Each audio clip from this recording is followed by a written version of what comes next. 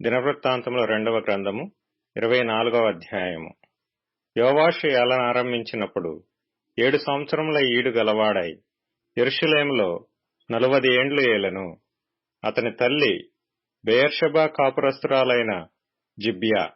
యాజకుడైన యెహోయాదా బ్రతికిన దినములన్నీయు యోవాషు యెహోవా దృష్టికి యథార్థముగా ప్రవర్తించెను. యెహోయాదా అతనికి 2 భార్యలను పెండ్లి చేసెను. అతడు కుమారులను కుమార్తెలను కనెను. అంతటా యెహోవా మందిరమును బాగు చేయవలెనని యోవాషునకు తాత్పర్యము పుట్టెను గనుక అతడు యాజకులను లేవీయులను సమకూర్చి, మీరు యూదా పట్టణములకు పోయి మీ దేవుని మందిరము బాగు చేయుటకై ఇశ్రాయేలీయులందరి యొద్ద నుండి ధనమును ఏటేటా సమకూర్చుచు ఈ కార్యమును మీరు త్వరపెట్టవలెనని వారికి ఆజ్ఞ ఇచ్చెను. వారు దానిని త్వరగా చేయకపోయినందున రాజు ప్రధాన యాజకుడగు యెహోయాదాను పిలిచి, ఆ దుర్మార్గురాలైన అతల్యా కుమారులు దేవుని మందిరమును పాడుచేసి యెహోవా మందిర సంబంధమైన ప్రతిష్టోపకరణములనన్నిటినీ బయలుదేవత పూజకు ఉపయోగించిరి. సాక్ష్యపు గుడారమును బాగుచేయుటకై యూదాలో నుండియు యెరూషలేములో నుండియు ఇశ్రాయేలీల సమాజకుల చేత యెహోవా సేవకుడైన మోషే నిర్ణయించిన కానుకను లేవీయులతో నీవెందుకు చెప్పి తెప్పించలేదని అడిగెను. కాబట్టి రాజు ఆజ్ఞ చొప్పున వారు ఒక పెట్టెను చేయించి యెహోవా మందిర ద్వారము బయట ఉంచిరి. మరియు దేవుని సేవకుడైన మోషే అరణ్యమందు ఇశ్రాయేలీలకు నిర్ణయించిన కానుకను యెహోవా యొద్దకు జనులు తేవలెనని యూదాలోను యెరూషలేములోను వారు చాటించిరి. కాగా అధిపతులందరూ జనులందరూ సంతోషముగా కానుకలను తీసుకుని వచ్చి చాలినంత మట్టుకు పెట్టెలో వేసిరి. లేవీయులు ఆ పెట్టెను రాజు విమర్శించు స్థలమునకు తెచ్చుచూ వచ్చిరి. అందులో ద్రవ్యము విస్తారముగా నున్నట్టు కనబడినప్పుడెల్లా రాజు యొక్క ప్రధాన మంత్రియు ప్రధాన యాజకుడు నియమించిన పై విచారణకర్తయు వచ్చి పెట్టెలోనున్న ద్రవ్యమును తీసి యథాస్థానమందు దానిని ఉంచుచూ వచ్చిరి. వారి చొప్పున పలుమారు చేయుట చేత విస్తారమైన ద్రవ్యము సమకూర్చబడెను. అప్పుడు రాజును యెహోయాదాయును యెహోవా మందిరపు పనిచేయు వారికి దానినిచ్చి యెహోవా మందిరమును బాగుచేయుటకై కాసివారిని వడ్లవారిని యెహోవా మందిరమును బలపరచుటకు ఇనుప పని ఇత్తడి పని చేయువారిని కూలికి కుదిర్చిరి. ఈలాగున పనివారు పని జరిగించి సంపూర్తి చేసిరి. వారు దేవుని మందిరమును దాని యథాస్థితికి తెచ్చి దాని బలపరిచిరి. అది స్థిరమైన తరువాత మిగిలిన ద్రవ్యమును రాజునొద్దకును యెహోయాదా యొద్దకును తీసుకొని రాగా వారు దాని చేత యెహోవా మందిరపు సేవయందు ఉపయోగపడినట్లును దహన బలులనర్పించుటయందు ఉపయోగపడినట్లును ఉపకరణములను గరిటెలను వెండి బంగారముల ఉపకరణములను చేయించిరి. యెహోయాదాయున్న ఎన్ని దినములు యెహోవా మందిరములో దహన బలులు నిత్యమును అర్పింపబడెను. యెహోయాదా దినములు గడిచిన వృద్ధుడై చనిపోయెను.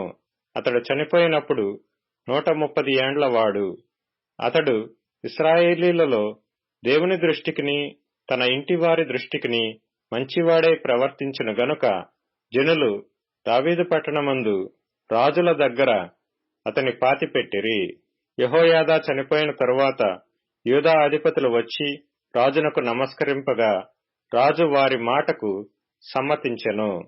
జనులు తమ పితరుల దేవుడైన యెహోవా మందిరమును విడిచి దేవతా స్తంభములకును విగ్రహములకును పూజ చేసిరి. వారు చేసిన ఈ అపరాధము నిమిత్తము యూదా వారి మీదికిని యెరూషలేము కాపురస్తుల మీదికిని కోపము వచ్చెను.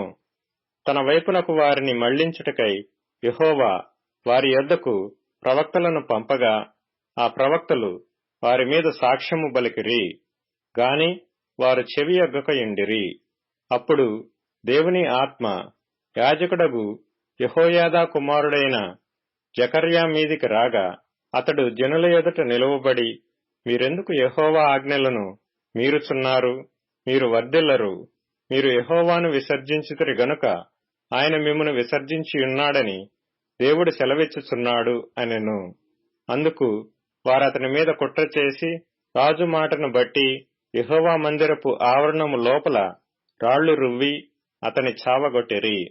ఈ ప్రకారము రాజైన యోవాషు జకర్యా తండ్రి అయిన యెహోయాదా తనకు చేసిన ఉపకారమును మరచిన వాడై అతని కుమారుని చంపించెను.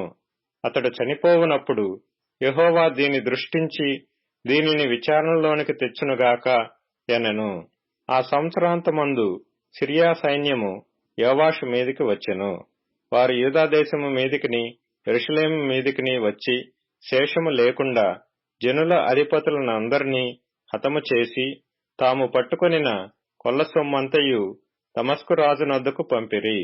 సిరియనులు చిన్న దండుతో వచ్చినను యూదావారు తమ పితరుల దేవుడైన యెహోవాను విసర్జించినందుకై యెహోవా వారి చేతికి అతి విస్తారమైన ఆ సైన్యమును అప్పగింపగా యోవాషునకు శిక్ష కలిగెను.